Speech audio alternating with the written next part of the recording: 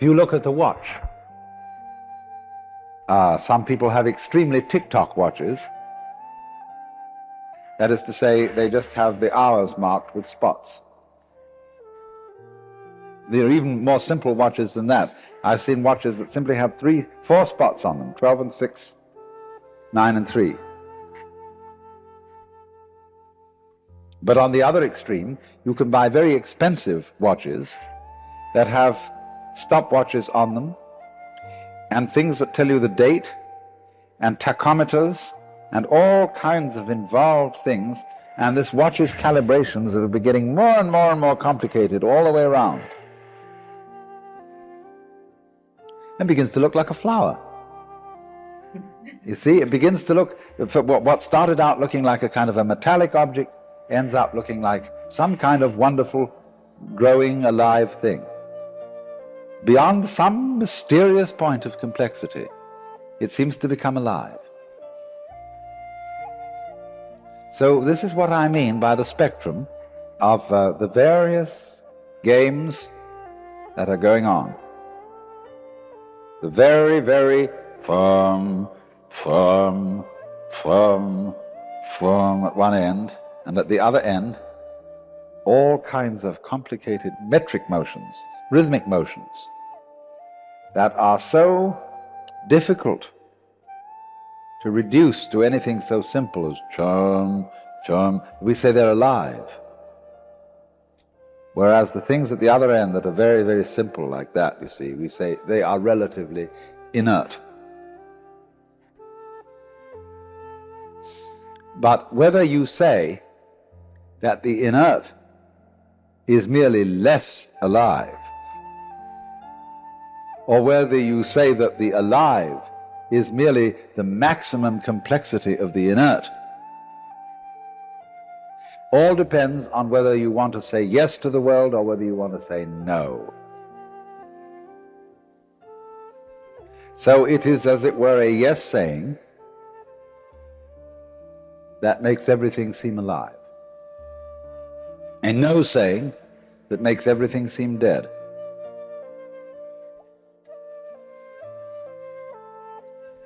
And when you say no, and you make it all seem dead, what happens?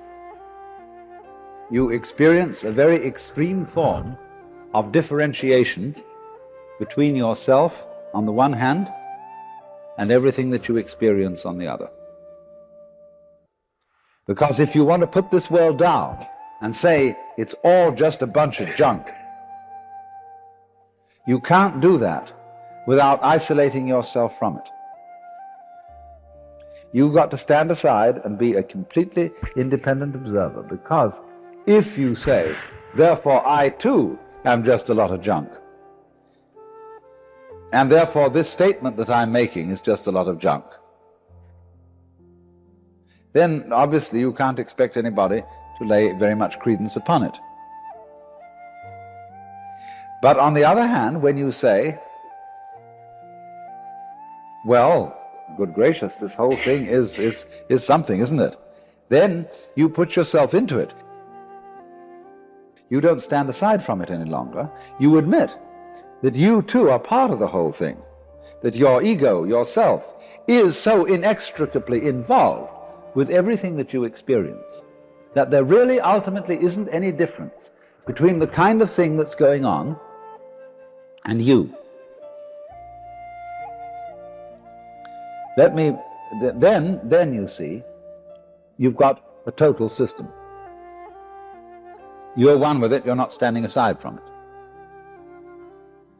But to make that clear, I just have to go into something that is puzzling for us, whose thinking is based on sentence structure, and of a kind of grammar that has subject, verb, and predicate, and a kind of mythology wherein we think of consciousness and being aware by analogy with photography and with mirrors reflecting images.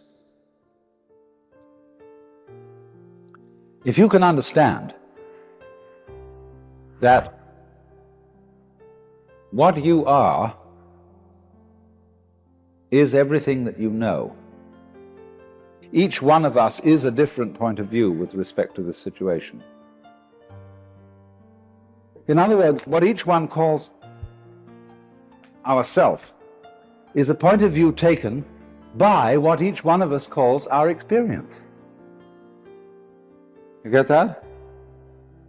Isn't the experience, in other words, doesn't need really an experience and an experiencer. You don't need a thought, and then to have a thought you have to have a thinker, or to have a thinker then you can have a thought. All I'm introducing you to, you see, is really a simplified language. Do you feel a feeling? Or is feeling a feeling the same thing as feeling? It's easier, isn't it, to say feeling instead of feeling a feeling?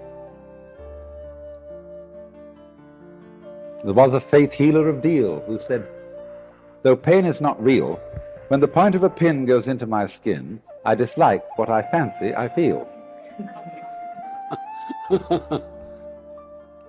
Or that other limerick that some of you know that I made up. There was a young man who said, though it seems that I know, what I would like to see is the eye that knows me when I know that I know that I know.